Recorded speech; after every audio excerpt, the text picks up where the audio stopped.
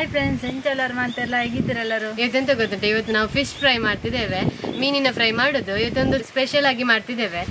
ಅದು ತುಂಬಾ ಈಸಿ ಮಾಡ್ಲಿಕ್ಕೆ, ಮತ್ತೆ ಅದಕ್ಕೆ ಜಾಸ್ತಿ ಇಂಗ್ರೀಡಿಯೆಂಟ್ಸ್ ಕೂಡ ಬೇಕಂತಲೇ ಇಲ್ಲ ಕೇಳೋದು. ಬನ್ನಿ ಸ್ಟಾರ್ಟ್ ಮಾಡುವ. ಇನ್ನು ಒಳಗೆಲ್ಲ ತೆಗೆದು ಎಲ್ಲ ಕ್ಲೀನ್ ಮಾಡಿ ನೋಡಿ ಇದನ್ನೆಲ್ಲ ಕಟ್ ಮಾಡಬೇಕೀಗ ಈ ರೀತಿ ಮಾಡಿ.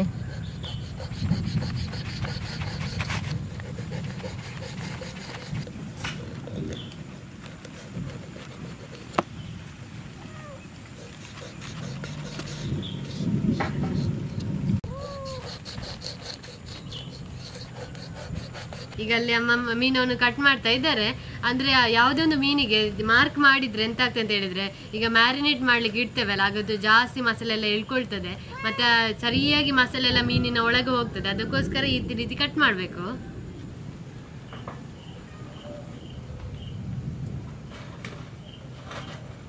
ನೋಡಿ ಈ ರೀತಿ ಕಟ್ ಮಾಡಿದ್ದೇನೆ. ನಿಮಗೆ ಯಾವ ಶೇಪಲ್ಲಿ ಬೇಕಾದರೂ ಕಟ್ ಮಾಡ್ಬೋದು.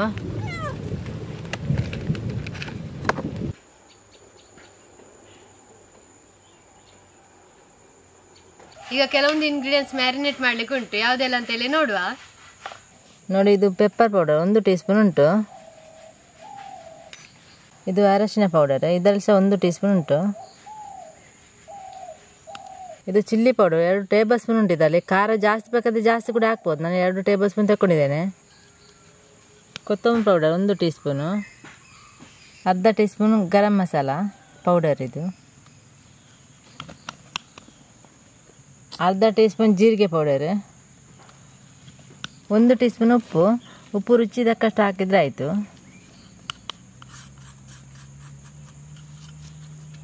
ಇದು ಅರ್ಧ ನಿಂಬೆ ಹುಳಿ ರಸ, ಇದನ್ನು ಸಾಕಬೇಕು.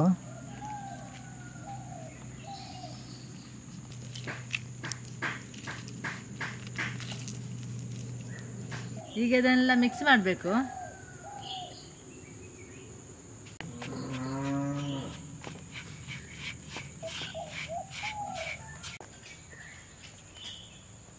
ಇದು ಸರಿಯಾಗಿ ಮಿಕ್ಸ್ ಆಗಬೇಕು.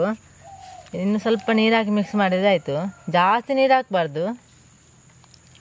ಇನ್ನು ಸ್ವಲ್ಪ ನೀರು ಹಾಕ್ತೇನೆ. ಒಮ್ಮೆಲೆ ನೀರು ಹಾಕಿದರೆ ಜಾಸ್ತಿ ನೀರು ಹಾಕ್ತೇವಲ್ಲ, ಅದಕ್ಕೆ ಸ್ವಲ್ಪ ಸ್ವಲ್ಪ ನೀರು ಹಾಕಿ ಮಿಕ್ಸ್ ಮಾಡಬೇಕು.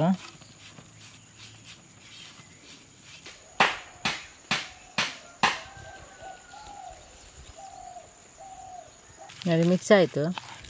ಇಷ್ಟು ನೀರು ಮಾಡಿದರೆ ಸಾಕು. ಇಷ್ಟು ದಪ್ಪ ಬೇಕು ನೋಡಿ, ಜಾಸ್ತಿ ನೀರು ಮಾಡಬಾರ್ದು. ಮತ್ತೆ ನಿಮ್ಗೆ ಎಷ್ಟು ಜಾಸ್ತಿ ಖಾರ ಬೇಕಾದ್ರೆ ಜಾಸ್ತಿ ಹಾಕ್ಬೋದು. ಮತ್ತೆ ಪೆಪ್ಪರ್ ಪೌಡರ್ ಉಂಟಲ್ಲ, ಕರಿಮೆಣಸಿನ ಪೌಡರ್, ಮತ್ತೆ ಇದು ಅಲ್ಲ ಮೆಣಸಿನ ಹುಡಿ, ಅದು ಭಾರಿ ಖಾರ ಉಂಟು. ಅದಕ್ಕೋಸ್ಕರ ನಾವು ಅಷ್ಟೇ ಹಾಕಿದ್ದು. ನಿಮಗೆ ಜಾಸ್ತಿ ಕೂಡ ಮಸಾಲೆ ಮಾಡ್ಬೋದು. ನಮಗೆ ಅಂದರೆ ಒಂದು ಮೀನಿಗೆ ಇಷ್ಟು ಮಸಾಲೆ ಸಾಕಾಗ್ತದೆ. ಅದಕ್ಕೋಸ್ಕರ ನಾವು ಅಷ್ಟೇ ಮಾಡಿದ್ದು. ನೋಡಿ ಈ ಮಸಾಲೆ ಉಂಟಲ್ಲ, ಈ ಮೀನಿಗೆ ಹೀಗೆ ಹಾಕಬೇಕು. ನೋಡಿ ಕಟ್ ಮಾಡಿದೆ ಅಲ್ಲ ಈ ರೀತಿ. ನೋಡಿ ಇದಕ್ಕೆಲ್ಲ ಹೀಗೆ ಮಾಡಬೇಕು. ನೋಡಿ ಎಲ್ಲ ಕಡೆ ಹೋಗ್ಬೇಕು ಹೀಗೆ. ನೋಡಿ ಹೀಗೆ ಸರಿಯಾಗಿ ಹಾಕಬೇಕು.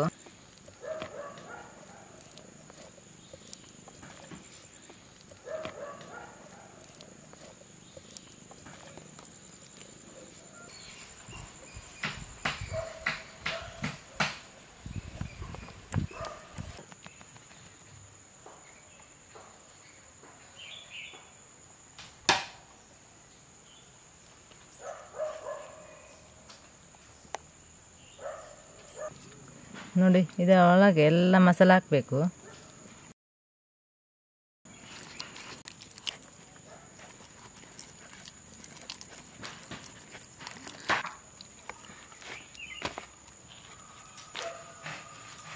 ನೋಡಿ ಇದರ ಒಳಗೆಲ್ಲ ಮಸಾಲೆ ಹಾಕಿ ಆಗಿದೆ.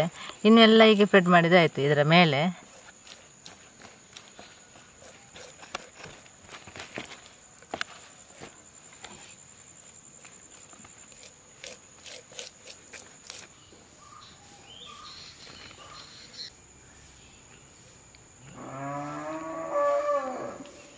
ನೋಡಿ ಈಗ ಮಸಾಲೆ ಎಲ್ಲ ಮೀನಿಗೆ ಹಚ್ಚಿ ಆಯಿತು. ನೋಡಿ ಇದರಲ್ಲಿ ಅರ್ಧ ಇಂಚು ಇಷ್ಟು ದೊಡ್ಡದಾಗುವಷ್ಟು ಶುಂಠಿ ಉಂಟು. ನೋಡಿ ಇಲ್ಲಿ ನಿಮಗೆ ಕಾಣ್ಬೋದು ಇದು. ಮತ್ತು ಇದರಲ್ಲಿ 6 ಎಸಳು ಬೆಳ್ಳುಳ್ಳಿ ಉಂಟು. ನಾನು ಇದಕ್ಕೆ ಕಲ್ಲಿಗೆ ಹಾಕ್ತೇನೆ. ಹಾಕಿ ಇದನ್ನು ಸ್ವಲ್ಪ ಜಜ್ಜಬೇಕು. ನೋಡಿ ಹೀಗೆ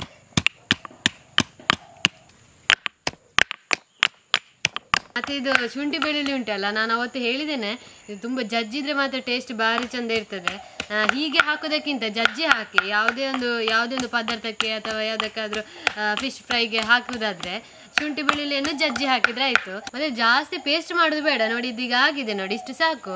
ನೋಡಿ ಇಷ್ಟು, ನೋಡಿ ಜಾಸ್ತಿ ಪೇಸ್ಟ್ ಮಾಡಬೇಡಿ. ನೋಡಿ ಇಷ್ಟು ಉಂಟು, ನೋಡಿ ಇಷ್ಟಾದ್ರೆ ಸಾಕು. ಸ್ವಲ್ಪ ಜಜ್ಜುವಾಗ ಅದರದ್ದು ಎಂತ ಆಗ್ತದೆ ಅಂತ ಹೇಳಿದ್ರೆ ಶುಂಠಿ ಮತ್ತೆ ಬೆಳ್ಳುಳ್ಳಿದ್ದು ಎರಡು ನೀರು ಬಿಡ್ಕೊಳ್ತದೆ, ಆಗ ಮೀನಿಗೆ ಹಾಕುವಾಗ ಇನ್ನೂ ರುಚಿ ಜಾಸ್ತಿ ಆಗ್ತದೆ. ಅದಕ್ಕೋಸ್ಕರ ಹೀಗೆ ಸ್ವಲ್ಪ ಜಜ್ಜಿ ಹಾಕೋದು.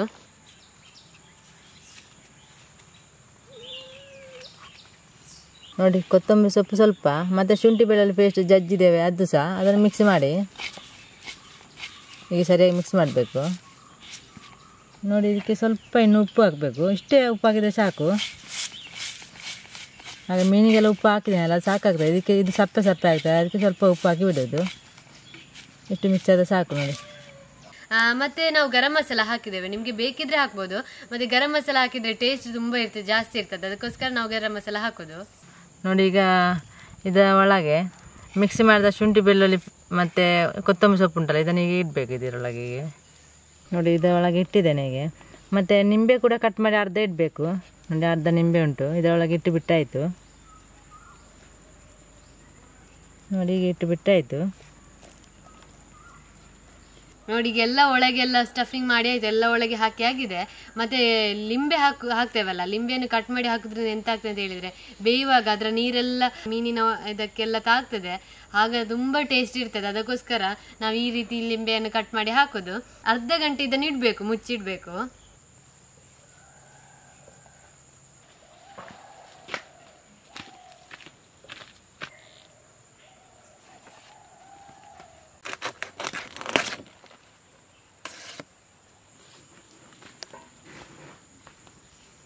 ನೋಡಿ ಈಗ ಒಂದು ಪಾತ್ರೆ ತಗೊಂಡಿದ್ದೇನೆ, ನೋಡಿ ನಿಮ್ಗೆ ಇಲ್ಲಿ ಕಾಣ್ಬೋದು, ಒಂದು ಸ್ವಲ್ಪ ದೊಡ್ಡ ಪಾತ್ರೆಯನ್ನು. ಇನ್ನು ತಂದ ಬಾಳೆ ಎಲೆ ಉಂಟಲ್ಲ ಅದನ್ನು ಇದ್ರ ಮೇಲೆ ಇಡಬೇಕು. ನೋಡಿ ಈಗ ಸರಿಯಾಗಿ ಇದಕ್ಕೆ ಆಗುವ ಹಾಗೆ ಈ ತರ ಬಾಳೆ ಎಲೆಯನ್ನು ಇಡಬೇಕು. ಇದಕ್ಕೆ ಈಗ ಸ್ವಲ್ಪ ಎಣ್ಣೆ ಹಾಕಬೇಕು, ಅರ್ಧ ಟೀ ಸ್ಪೂನ್ ಸಹ ಸ್ವಲ್ಪ ಕಡಿಮೆ ಹಾಕಿದರೆ ಸಾಕು. ನೋಡಿ ಇಷ್ಟು ಸಾಕು. ನೋಡಿ ಈಗ ಉಜ್ಜಿದ್ರೆ ಸಾಕು ಸ್ವಲ್ಪ. ನೋಡಿ ಈ ಎಲೆಗೆ ಎಲ್ಲ ಎಣ್ಣೆ ಹಚ್ಚಿ ಆಯ್ತು ಈಗ. ಮತ್ತೆ ಈ ಬಾಳೆ ಎಲೆ ಯಾಕೆ ಹಾಕುದಂತ ಹೇಳಿದ್ರೆ ಫ್ಲೇವರ್, ಅಂದ್ರೆ ಬಾಳೆ ಎಲೆದು ಫ್ಲೇವರ್ ಒಂದು ಬೇರೆ ಇರ್ತದೆ. ಅದಕ್ಕೋಸ್ಕರ ಈ ಬಾಳೆ ಎಲೆಯನ್ನು ಇಡುದು. ನಿಮ್ಗೆ ಬೇಕಿದ್ರೆ ನಾನ್ ಸ್ಟಿಕ್ ಪ್ಯಾನ್ ಅಲ್ಲಿ ಕೂಡ ಬಾಳೆ ಎಲೆಯನ್ನು ಇಡ್ಬೋದು. ಬಾಳೆ ಎಲೆ ಇಟ್ಟರೆ ಎಂತ ಆಗ್ತದೆ ಅಂತ ಹೇಳಿದ್ರೆ ಟೇಸ್ಟ್ ಡಿಫ್ರೆಂಟ್ ಆಗಿರ್ತದೆ. ಅದಕ್ಕೋಸ್ಕರ ಈ ತರ ಬಾಳೆ ಎಲೆ ಇಟ್ಟು ಎಣ್ಣೆ ಹಚ್ಚಿದೆ. ಎಣ್ಣೆ ಹಚ್ಚಿದೆ ಯಾಕಂತ ಹೇಳಿದ್ರೆ ಖಾಲಿ ಬಾಳೆ ಎಲೆ ಮತ್ತೆ ಮೀನನ್ನು ಇಟ್ರೆ ಮೀನೆಲ್ಲ ಎಲೆಗೆ ಹಿಡಿತದೆ. ಅದಕ್ಕೋಸ್ಕರ ಎಣ್ಣೆ ಹಚ್ಚಿ ಮೀನನ್ನು ಇಟ್ರೆ ಎಂತ ಹಿಡಿಯುವುದಿಲ್ಲ. ನೋಡಿ ಈ ಮೀನನ್ನು ಈಗ ಈ ಎಲೆಗೆ ಇಡಬೇಕು. ಹೀಗೆ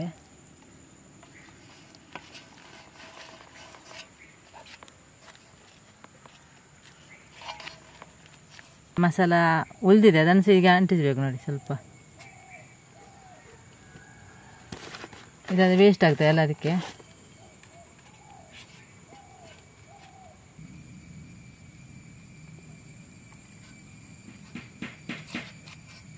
ನೋಡಿ ಈ ತರದೊಂದು ಮುಚ್ಚಬೇಕು. ನೋಡಿ ಹೀಗೆ ಎಲ್ಲದಕ್ಕೆ ಕವರ್ ಸರಿಯಾಗಿ ಕವರ್ ಆಗಬೇಕು ಫುಲ್ ಇಲ್ಲಿ.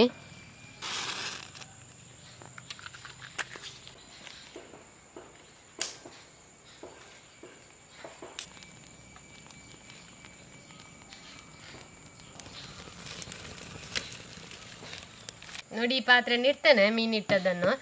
ಮತ್ತೆ ಜಾಸ್ತಿ ಬೆಂಕಿ ಹಾಕ್ಲಿಕ್ಕಿಲ್ಲ, ಈಗ ಕೆಳಗೆ ಸ್ವಲ್ಪ ಬೆಂಕಿ ಹಾಕಿದ್ರೆ ಸಾಕು. ಗ್ಯಾಸಲ್ಲಿ ನೀವು ಮಾಡೋದಾದ್ರೆ ಲೋ ಫ್ಲೇಮಲ್ಲಿ ಇಟ್ಟರೆ ಸಾಕು. ನೋಡಿ ಇಲ್ಲಿ ಕೆಳಗೆ ಸ್ವಲ್ಪ ಬೆಂಕಿ ಉರಿತಾ ಉಂಟು. ಇನ್ನು ನೋಡಿ ಇದರ ಮೇಲೆ ಕಟ್ಟಿಗೆಯನ್ನು ಇಡಬೇಕು. ನೋಡಿ ಹೀಗೆ ಸ್ವಲ್ಪ ಕಟ್ಟಿಗೆಯನ್ನು ಇಟ್ಟರೆ ಆಯಿತು. ನೋಡಿ ಈ ರೀತಿ ಮೇಲೆ ಕೂಡ ಬೆಂಕಿ ಹಾಕ್ಬೇಕು. ಹೀಗೆ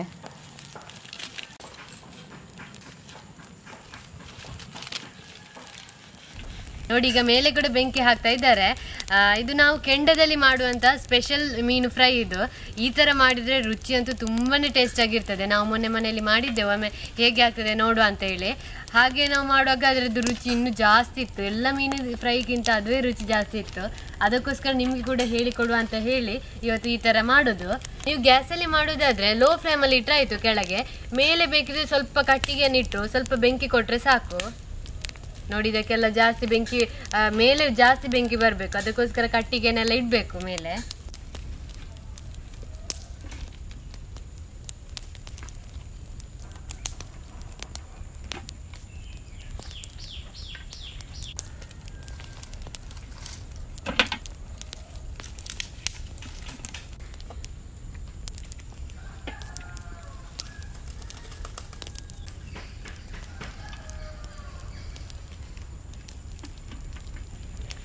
ನೋಡಿ ಇನ್ನು ಅರ್ಧ ಗಂಟೆ ಇದು ಬೇಯಬೇಕು. ಲೋ ಫ್ಲೇಮಲ್ಲಿ ಬೆಂದರೆ ಸಾಕು. ಮತ್ತೆ ಜಾಸ್ತಿ ಉರಿಯಲ್ಲಿ ಇಡಬೇಡಿ, ಯಾಕಂತ ಹೇಳಿದ್ರೆ ಜಾಸ್ತಿ ಉರಿಯಲ್ಲಿ ಇಟ್ಟರೆ ಒಮ್ಮೆಲೆ ಅದು ಕಪ್ಪಾಗಿ ಹೋಗ್ತದೆ, ಬೇಯುವುದು ಸಹ ಇಲ್ಲ, ಸರಿಯಾಗಿ ಬೇಯುವುದಿಲ್ಲ.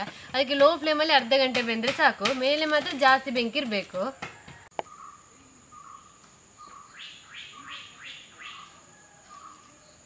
ನೋಡಿ ಬೆಂಕಿ ಎಲ್ಲ ಆರಿ ಹೋಗಿದೆ. ಈ ಸೈಡಿಂದಾಗಿ ತೆಗಿಬೇಕು, ಯಾಕಂದರೆ ಅದರ ಒಳಗೆ ಬೀಳ್ತದೆ ನಾವು ತೆಗಿಯುವಾಗ. ಈ ಮುಚ್ಚಳ ಉಂಟಾ ಸ್ವಲ್ಪ ದೊಡ್ಡದಿದ್ರೆ ಒಳ್ಳೇದು, ಇಷ್ಟು ದೊಡ್ಡದಿದ್ರೆ. ಇದು ನಮ್ಮದು ಅಷ್ಟು ದೊಡ್ಡದಿಲ್ಲ, ಇಷ್ಟು ದೊಡ್ಡದಿರೋದು, ಅದಕ್ಕೆ ನಾವು ಇಷ್ಟು ದೊಡ್ಡದಿಟ್ಟದ್ದು. ಈಗ ಮೆಲ್ಲ ತೆಗಿಬೇಕು.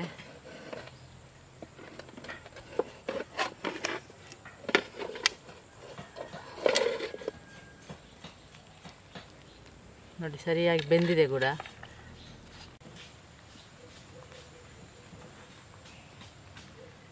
ಮುಚ್ಚಳ ತೆಗೆದಿದ್ದೇನೆ. ಇದು ಹೀಗೆ ಮೆಲ್ಲ ತೆಗೆದು ಕೆಳಗಿಡಬೇಕು. ತುಂಬ ಬಿಸಿ ಉಂಟು ಮಾತ್ರ, ಸೌಟು ಉಂಟಲ್ಲ, ಇದರಿಂದ ಮೆಲ್ಲ ತೆಗಿಬೇಕು. ಕೈಯಿಂದ ತೆಗಿಲಿಕ್ಕೆ ಆಗೋದಿಲ್ಲ, ಯಾಕೆಂದರೆ ಇದು ಬಿಸಿ ಉಂಟು ತುಂಬ. 2 ಸೌಟು ತಗೊಳ್ಬೇಕು. ಹೀಗೆ ನೋಡಿ, ಹೀಗೆ ಮಾಡಿ ತೆಗಿಬೇಕು.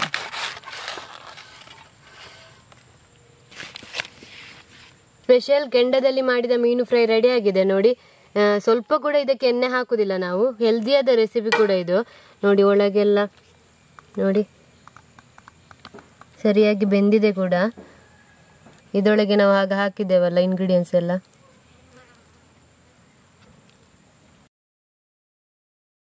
ನೋಡಿ ನಿಮ್ಗೆ ಇಲ್ಲಿ ಕೂಡ ಕಾಣ್ಬೋದು, ನೋಡಿ ಬಿಸಿ ಬಿಸಿ ಉಂಟು. ಮಸಾಲೆ ಕೂಡ ಸರಿಯಾಗಿ ಹೋಗಿದೆ ನೋಡಿ.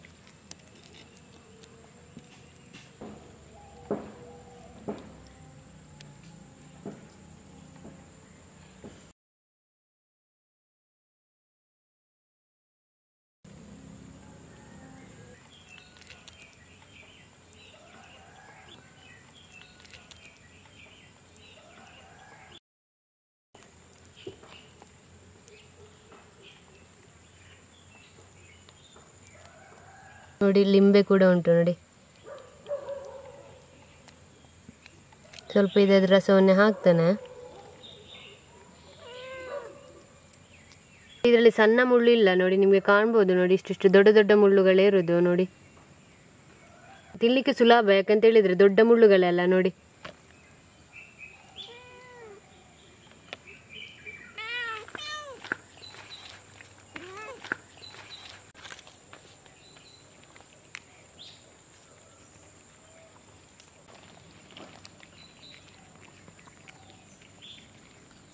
ಈಗ ಟೇಸ್ಟ್ ಹೇಗಿದೆ ಅಂತ ಹೇಳಿ ನೋಡುವ.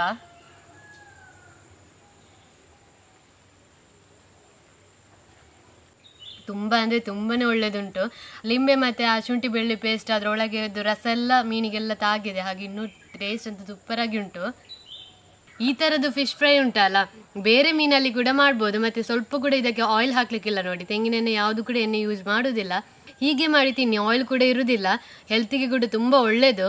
ನಿಗದಿಯಾರ್ದು ಎಂಚ ಮೀನಿಂದ ಫ್ರೈ ಮಾಡಿದೆ ಎಂಕ್ಲ ಫ್ರೈ ಅಂತ ಎಣ್ಣೆ ಒಂಜಿ ಚೂರ್ಲ ಪಾಡ್ತಿಜಿ ಬೊಕ ಎಂಕ್ಲ ಕಲ್ತಪ ಅನ್ಪಾತ ಗೆಂಡದಡ್ಡೆ ಅಂಚಮಂತನ ಈಗ ಎಣ್ಣೆ ಪಾಡೊಂದಿಜ್ಜಿ ಸ್ಲಾಬ್ ಆಪುಂಡು ಬೇಗ ಲಾಪುಂಡು ಅವರು ಸೂಪ್ ಮಿತ್ತು ಪಾಡ್ತ ಬುಂಡ ಬುಕ್ಕ ಪಾಡೊಂದಿಜ್ಜಿ ಬೆಯ್ಯ ಓಂದಿಪ್ಪುಂಡು ಅವಳೆ ಒಂಜಿ ಅರ್ಧ ಗಂಟೆ 3/4 ಗಂಟೆ ಎತ್ತೊಂಡು ಮೀನು ಮಲ್ಲ ತಂದು ಅಂಚ ನಿಕ್ಲ ಟ್ರೈ ಮಾಡ್ಪುಲೆ.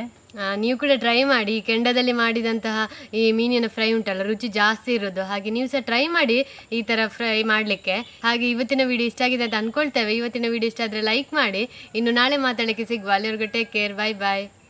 ನೋಡಿ ಇದರಲ್ಲಿ ಅರ್ಧ ಇಂಚ್ ಇಷ್ಟು ಮತ್ತೆ ಇದು ಶುಂಠಿ ಬೆಳ್ಳುಳ್ಳಿ ಪೇಸ್ಟನ್ನು, ಲಿಂಬೆ ಹಣ್ಣನ್ನು ಕಟ್ ಮಾಡಿ ಹಾಕ್ಬೋದು. ಇನ್ನಿದನ್ನು ಮೀನಿನ ಒಳಗೆ ಬೇಯುವಾಗ ಅದರ ನೀರೆಲ್ಲ ದೊಡ್ಡ ಮಾಂಜಿ ಮೀನು. ನಿಮ್ಗೆ ಚಿಕ್ಕ ಮೀನಿದ್ರೆ ಚಿಕ್ಕ ಮೀನಿಗೆ ಸಹ ಹಾಕ್ಬೋದು. ಚಿಕ್ಕ ಮೀನು ಕೂಡ ಹಾಕ್ಬೋದು. ಲೋ ಫ್ಲೇಮಲ್ಲಿ ಇಟ್ಟು ಉರಿಯನ್ನು ಲೋ ಫ್ಲೇಮಲ್ಲಿ ಇಟ್ಟು ಮತ್ತೆ ನೀವು ಗ್ಯಾಸಲ್ಲಿ ಮಾಡೋದಾದ್ರೆ ಲೋ ಫ್ಲೇಮಲ್ಲಿ ಇಟ್ಟರೆ ಆಯ್ತು. ಕೆಳಗೆ ನೀವು ಗ್ಯಾಸಲ್ಲಿ ಮಾಡೋದಾದ್ರೆ ಫಿಶ್ ಫ್ರೈ ಎಲ್ಲ ತಿನ್ನುವುದಿಲ್ಲ. ಫಿಶ್ ಫ್ರೈ ತಿನ್ನುವುದಿಲ್ಲ. ನಿಕ್ಲು ತುಯರತ್ತ ಎಂಚ ಮೀನ್ದ ಫ್ರೈ ಮಾಡ್ಬಿಟ್ಟೆ.